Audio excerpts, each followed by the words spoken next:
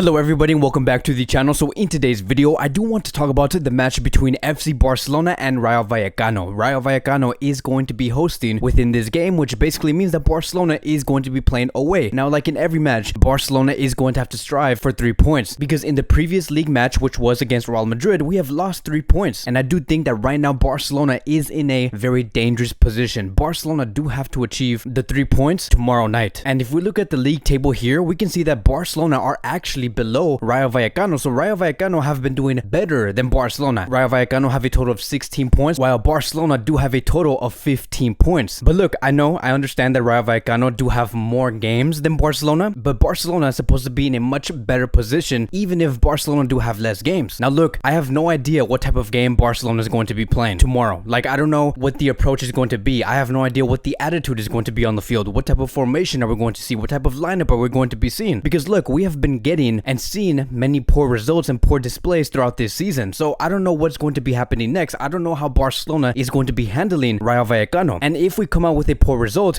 could we see Koeman getting sacked? Could we see Koeman still continue with this club? Or are we going to have to wait until January 2022? So there's just a lot of questions. I can't really tell you on what's going to be happening if Barcelona actually put out another flat performance, but it has been reported before, and it was after the match between Barcelona and Real Madrid, that Koeman's job is still safe, that Koeman is still going to continue with Barcelona. Barcelona still trusts Koeman, and so this is just where we're at. Like, even though we still lose points in many different games, even though we lose points against lower division clubs, in the eyes of many executives within this club of Barcelona, they still think that Koeman is still doing a great job. So I have no idea. I don't know what it would take for Barcelona, Joan Laporta, Mateo Lemán to actually make a huge shift within the managerial role. So what we're going to be doing within this video is basically talk about Koeman's press conference. He did speak on many topics. I am going to be pointing out the most important ones. We're also going to be talking about Yusuf Demir and his future with this club, because many of you guys wanted me to talk about this player, and then we're going to end it with the possible starting 11. But before we go into that topic, I do want to talk about the OneFootball app. The OneFootball app is considered as the best football app you could find within the App Store when it does come to the latest player news, team stats, player stats, any tournament that you do want to follow. It is all compact within the OneFootball app. And for those of you guys who are in the UK, you guys would also be able to see La Liga highlights if you guys are following either FC Barcelona, Real Madrid, Atletico Madrid, Valencia, Real Sociedad. If you guys are in the UK, you would be able to see those teams' highlights. And again, all of this is going to be compact within the OneFootball app. The link is going to be down in the description box down below. By clicking that link, you guys would also be able to support this YouTube channel. But now let's get back into the video. And so starting with Ansu Fati, Koeman did address his issue because we have heard before that Ansu Fati was supposedly experiencing some sort of discomfort. And this is what Koeman had to say, and I quote, "Ansu had some discomfort, but not in the knee. He is on the list, but it is still a doubt. Tomorrow, we will decide if he can travel." So look, yes, it's true that there are doubts when it does come to Ansu Fati and his participation within this game. But here's the thing, Ansu Fati is experiencing a discomfort, but it is a much different problem to the one that he did have before. It has nothing to do with the knee. And to be very honest, if Ansu Fati is experiencing some sort of pain, I just really do suggest for Ansu not to play in this game at all, because there's just no reason for Ansu to get forced onto the pitch and try to perform for this club. There is no reason, because we already know and we have already seen what could happen to these youngsters if we continue to force them to play on the field. Look at what's happening to Pedri. Look at what happened to Frankie de Jong after the match against Real Madrid. And then moving on towards Koeman speaking with the medical staff, right? We have talked about this before in the previous video, and Koeman was here to address what that situation was like. And so this is what Koeman did say, and I quote, "We are all worried about the injuries. It came out in the press that I am pissed off about the issue. We talk every day, and there is no need to get pissed off. We do not have a return date for Pedri, Dembele, and Ronald Araujo." So what Koeman is basically trying to explain here is that he is not frustrated. He's just trying to understand what's currently going on with these players, but he is not talking to the medical staff and asking them what is going on, that what's going on here is very unacceptable. But look, in the end, I know that Koeman in a way is very frustrated with the situation that he is in, because Koeman is the coach of this club. He does have some plans with this club, and I would fully back Koeman when it comes to him doing what he wants to do. He needs to be in the best possible position to bring in his best possible Barcelona, his version of Barcelona. Do I agree with his version of Barcelona? No, but every coach needs to have that opportunity to bring out their best version of Barcelona, being given every chance to use all of his options onto the pitch, because we do have many great players. And now let's move on towards the future of Demir, because Koeman also had to talk about Demir. The interviewers were asking him what's going on with him. We haven't seen him in a very long time. We thought that Demir was going to be the next big thing, and so this is what Koeman had to say about this player, and I quote, "Demir Demir is young. He had his minutes at the beginning of the season. It is not easy to be at Barcelona's level. He is waiting for his opportunities. So yes, look, many were questioning what happened to this player. Like, Demir was supposed to be that player that many were going to be betting on. Many were calling him the gem. There were many people in this club that were favoring Demir over Alex Collado, Conrad de la Fuente, Francisco Trincao. What happened to this player? And so we do have another report that has surfaced throughout the media coming from Ferran Correas, and this is what he had to say about Yusuf Demir's situation. Yusuf Demir is no longer part of Ronald Koeman's plan. The Austrian talent hasn't played a single minute in the last 4 official games for Barcelona. A couple of months later of his arrival, all hype has gone and the club is no longer clear about buying him. From the club, they explain he had a good preseason, but the pressure weighted on him when the competition started. He tried one-on-one and left, but he stopped doing it. He was not risking. The ball came to him and he always played short.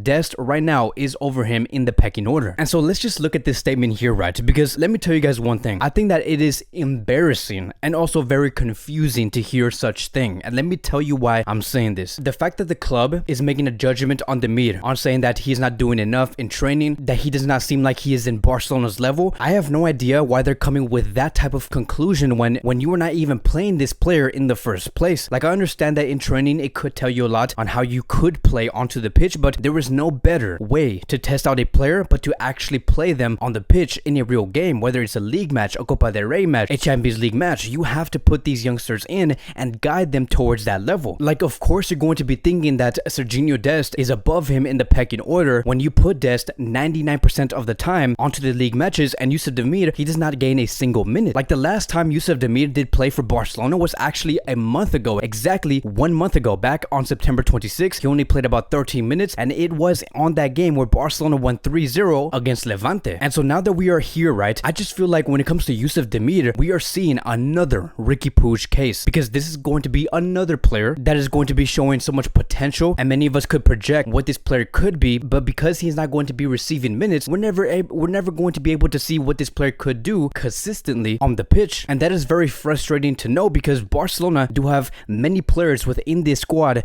that can be maximized and become very important players. Like, it is just so embarrassing to know that Yusuf is no longer in Ronald Koeman's plans, because you might as well could have just kept Conrad de la Fuente. You might as well could have kept Francisco Trincao or Alex Collado, who's not even registered within the first team. Like, Conrad de la Fuente was actually speaking about Koeman's management in Barcelona earlier today, and he did have very surprising words to say about that coach, but I'm not going to go into that topic because I don't want this video to be too long. But basically, this is starting to become a very consistent problem, because the fact that none of these players were trusted, which is Yusuf Demir, Conrad de la Fuente, Francisco Trincao, Alex Collado, the fact that you cannot trust any of these players, and the fact that you're showing that your only solution towards that right wing area is going to be Serginho Dest, that is embarrassing. It just shows you that there is a coach here that is not capable to nurture these players. And the fact that at the same time we're also hearing that there are many people within the staff that are complaining that this team lacks players, that this team lacks depth, which again, you left Conrad de la Fuente to Marcial, you let go of Trincao to Wolves, you did not even register Alex Collado into the first team, and now you're complaining that Yusuf Demir is not good enough to be playing within the first team. And to be very honest, I'm not surprised that Koeman lacks faith on Yusuf Demir, because throughout Koeman's era, right, his era in Barcelona, throughout his time in this club, not once has he tried to manage or try to attempt on bringing the best out of the youngsters that Barcelona do have, right? The players that do need the polishing. Koeman never tries to attempt on nurturing these players, because Yusuf Demir is one of those players that need to be nurtured. They need to grow as a player, because let me tell you, they're not going to be growing by themselves. They're not going to be getting better on their own. They need to be with someone that can guide them, that can lead them, that could show them this is the way, this is how you could get better, and I'm going to give you minutes and give you more opportunities to show you that you are a great player if you were to listen to my commands. Koeman doesn't do any of that. Koeman does not even pay attention towards those players. The only thing that we have been seeing is that Koeman is a coach that does like to look for instant impact players, because that is the only way Koeman can actually put out a great result, or that is the only way Koeman can actually manage players, is to have players who just bring in instant impact. Like, it's very easy to use Ansu Fati and Pedri when they have already shown you that they are already great players. It's easy easy to say that Memphis Depay can start in the starting 11 when he has already been shown that he is a great player. And this is probably just my biggest problem with Koeman's Barcelona, with Koeman himself, right? Again, I'm not a Koeman hater. I just want Koeman to do the right thing, to actually show some character, to be a leader in the club, show these youth players that they have a future with this club. And I think that is also why it is very important to bring in a new coach before February does come of 2022, because then once that new coach does come in the middle of the season, we're going to be able to see about 4 to 5 months of youngsters that should have been playing go back onto the field. But whether I don't even know who that coach is going to be, whether it's Ten Hag, Xavi Hernandez, Pep Guardiola, Luis Enrique, whoever you guys want to call in that we know could work, we are going to be seeing a different test run regarding these players like Yusuf Demir, Ricky Puig, players who actually need to play on the pitch, and then we can make a decision on whether these players should be continuing with this club. Now, keep in mind that when it comes to Yusuf Demir, his position is very difficult and it is very different compared to the other players, because Yusuf Demir is in a position where the club has to make a choice. If the club wants to keep him, they're going to be paying a fee. If they do not want to keep him and they do not believe that he is good enough, they're going to send him back to his previous club because he is currently on loan, which is why I say it is important to bring the new coach in the middle of the season, whether it's in January or in February, because if Koeman continues throughout the rest of this season, we know that Koeman is not going to bring out Yusuf Demir onto the pitch, and then the club, the executives, the sporting department are going to believe that Yusuf Demir is not good enough and they're going to send him back. That is what's the most complicated about Yusuf Demir's situation, his case. And Barcelona will be missing out on a very big golden opportunity. But now I do want to end it towards the predicted starting 11. What could be that starting 11 that we could see tomorrow night? Now, keep in mind, there are many players who are currently injured. There are many players who are not injured but could be injured if we continue to force them. So this starting 11 could look very different. And I'm going to go with a 4-2-3-1 because